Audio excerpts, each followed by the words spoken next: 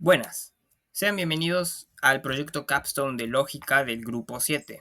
Este grupo está integrado por Catalina, Gianluca, Juan José, su servidor, Lucas y Nicolás. Y nuestra historia se titula El último acorde, tragedia en el teatro nocturno. Bien, nuestra historia comienza así. Era otra estrellada noche en el teatro nocturno de la prestigiosa ciudad de Hala. Esa noche, cientos de personas vestidas de gala entraron para ver al gran pianista Joshua Petrov, uno de los más renombrados en la historia contemporánea. Todos estaban en sus lugares, esperando la aparición del gran pianista.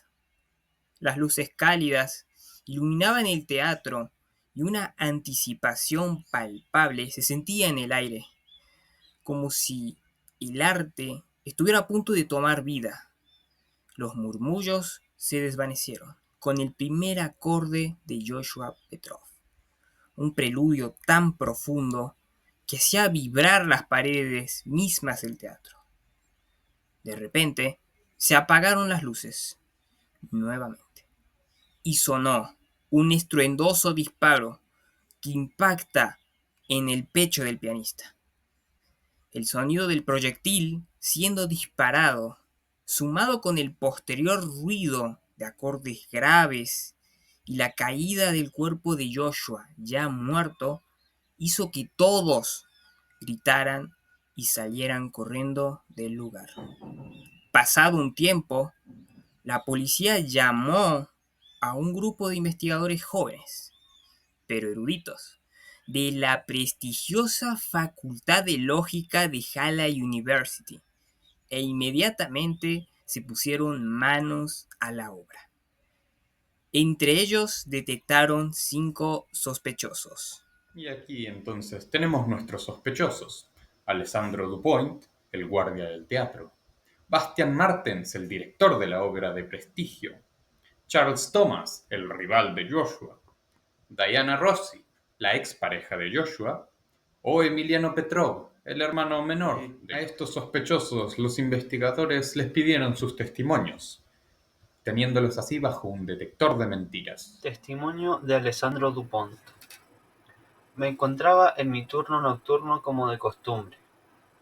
Jamás creí que pasaría lo que terminó sucediendo. Solo vi que las luces se apagaron y escuché un disparo. Sostengo que Bastian Martens no estaba por casualidad esta noche.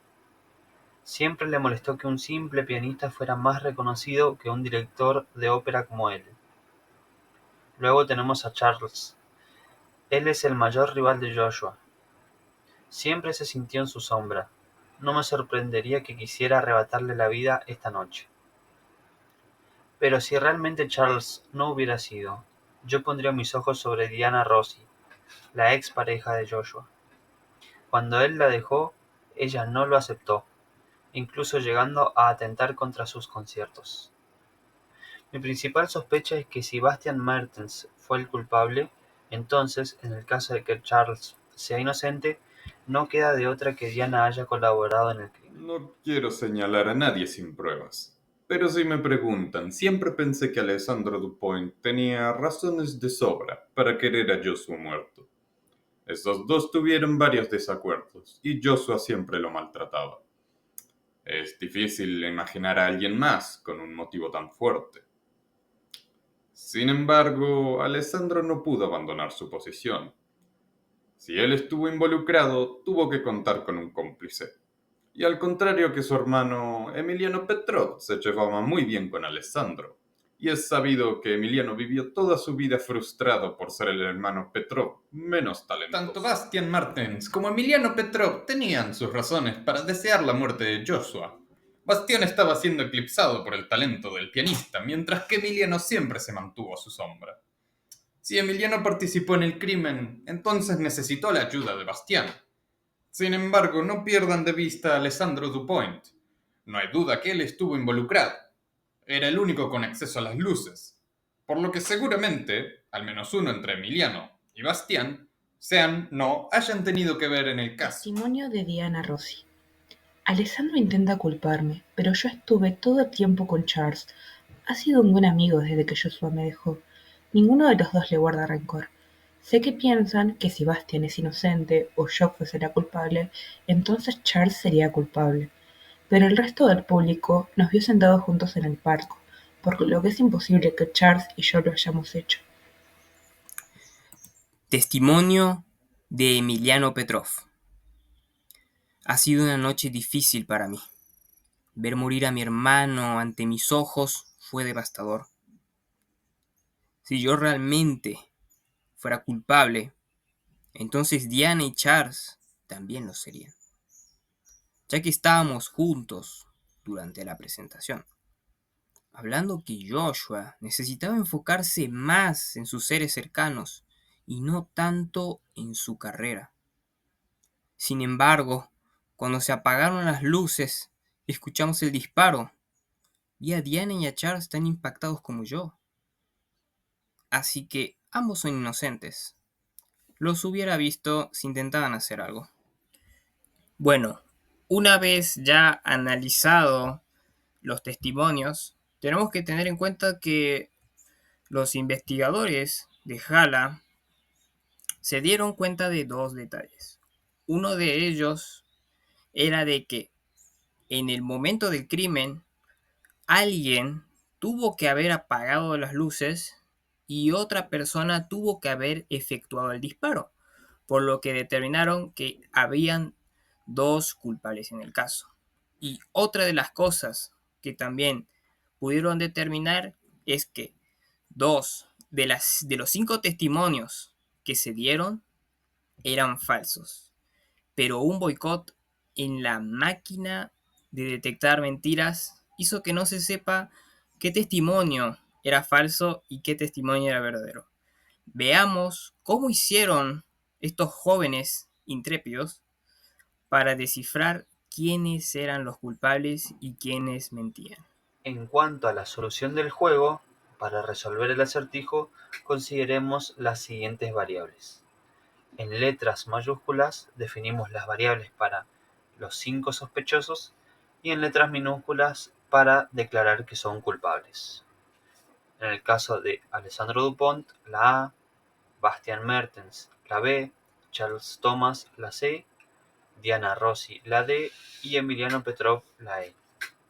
Además, como dato adicional, sabemos que hay 2 culpables y hay 2 personas que mienten. En cuanto a la forma lógica, sabemos que debemos convertir cada declaración de cada uno de los sospechosos a forma lógica proposicional. Por lo tanto, quedarían de la siguiente manera. En el caso del sospechoso A, diría algo así como: si B es culpable, entonces C no lo es. Por lo tanto, D sí lo es. En el caso del sospechoso B, si A es culpable, entonces E también lo es. En el caso del sospechoso C, A es culpable y B o E no lo son. Y si E es culpable, entonces B también. En el caso del sospechoso D, si B no es culpable o D sí lo es, implica que C sea culpable. Y C y D tampoco lo son. Y en el caso del último sospechoso, Emiliano Petrov, el sospechoso E, quedaría en: si E es culpable, entonces C y D también lo son, y D y C no son culpables. Recordemos que para poder resolver el acertijo mediante el SAT Solver debemos pasar cada declaración en forma lógica proposicional a una FNC, la forma normal conjuntiva. Recordemos que la forma normal conjuntiva es la conjunción de disyunciones. Por lo tanto, pasamos de la lógica proposicional original del sospechoso a una FNC y quedaría de la siguiente manera: negación de B o C o D. En el caso del sospechoso B, la FNC quedaría de la siguiente manera: negación de A o E. En el caso del sospechoso C, quedaría en A y negación de E. En el caso del sospechoso D, quedaría en B y negación de C y negación de D. Y en el caso del último sospechoso, el E, quedaría de la siguiente manera: negación de C y negación de D y negación de Bueno, E. ahora vamos a trabajar sobre las posibles combinaciones respecto a uno de los dos datos que se nos ha brindado. Cabe destacar que aquí, en esta primera diapositiva, vamos a trabajar respecto a las variables que hacen referencia a las declaraciones de los implicados. Por eso la letra mayúscula. Entonces, la letra mayúscula van a ser las variables respecto a las declaraciones, a los testimonios, y las variables en letra minúscula van a ser las variables respecto a la culpabilidad. Entonces, acá vamos a hacer una forma normal disyuntiva de los 10 posibles casos o las 10 posibles combinaciones que cumplan con esta regla de que 2 de los 5 testimonios fueron y son falsos. Al final de obtener toda esta fórmula, lo que vamos a hacer es pasarla a FNC con el objetivo de simplificarlo para poder ejecutar todo esto en un SAT Solver. Bueno, ahora en esta segunda diapositiva vamos a trabajar sobre el segundo dato que se nos brinda, que es básicamente que solo 2 personas son culpables. Nótese de nuevo este detalle, que lo voy a repetir, que ya lo dije en la anterior diapositiva. Pero en la anterior diapositiva, si se fijan bien, trabajamos sobre las variables en letra mayúscula. Recordemos que estas variables hacían referencia a los testimonios. Ahora vamos a trabajar sobre las variables en letra minúscula, que hace referencia al grado de culpabilidad o directamente a la culpabilidad de los implicados en el caso. Acá vamos a analizar las 10 posibles combinaciones que cumplan con esta regla de que solo 2 personas son culpables. Entonces, una vez tenemos la forma normal disyuntiva de estas 10 combinaciones, lo que vamos a hacer es pasarla a una FNC con el objetivo de nuevamente simplificarle las cosas al SAT Solver. Ahora, una vez terminamos de tener las declaraciones y ya tenemos las distintas posibilidades de cada uno, los unimos y transformamos a G1 en una forma normal conyuntiva, lo cual utilizando métodos de reducción como sería la absorción, la distributiva y las identidades, como por ejemplo serían verdadero o P, que nos dan verdadero, logramos reducirla hasta esta nueva forma normal conyuntiva que es mucho más reducida y es mucho más manejable para el SAT Solver. También, una vez tenemos esto, le ponemos nuestra restricción de solamente tomamos G1 y G2, las unimos y nos aseguramos de que quede lo más reducido posible. A partir de esta ecuación, podemos transformarlo en el lenguaje del SAT Solver, cambiando las variables A, B, C, D, E en los respectivos números del 1 al 5, y en caso de que estén negadas, les ponemos un menos adelante. Encerramos cada una de estas cláusulas entre corchetes, separando cada una de las O con una coma y separando cada cláusula con otra coma. De esta manera ya tenemos el código del SAT Solver. Bueno, ahora que tenemos la fórmula en un lenguaje que lo puede interpretar el SAT Solver, vamos a explicar un poco qué es. El SAT Solver es un algoritmo que resuelve el problema de satisfacibilidad booleana, también conocido como SAT, que determine si existe una asignación de valores de verdad que haga que la fórmula sea satisfacible o no. Estos datos hay que ingresarlos en forma normal conyuntiva y este SAT Solver que estamos utilizando importa los algoritmos de resolución de la librería PySAT. Para empezar hay que ingresar los valores como una lista de cláusulas donde cada número positivo o negativo indica si el sospechoso es culpable o inocente. En nuestro caso elegimos que los culpables estén como positivos. Y después utiliza la función solver para ir resolviendo. Si hay una solución, va a devolver que es satisfacible. Si no la hay, es una contradicción y no existe un modelo que cumpla que pueda hacer que la fórmula sea satisfacible.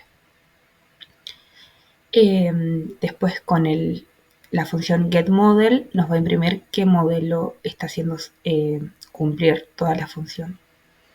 Como vemos, acá llegó a la conclusión de que los sospechosos 1 y 2 son los culpables. Pero el modelo anterior tenía un problema.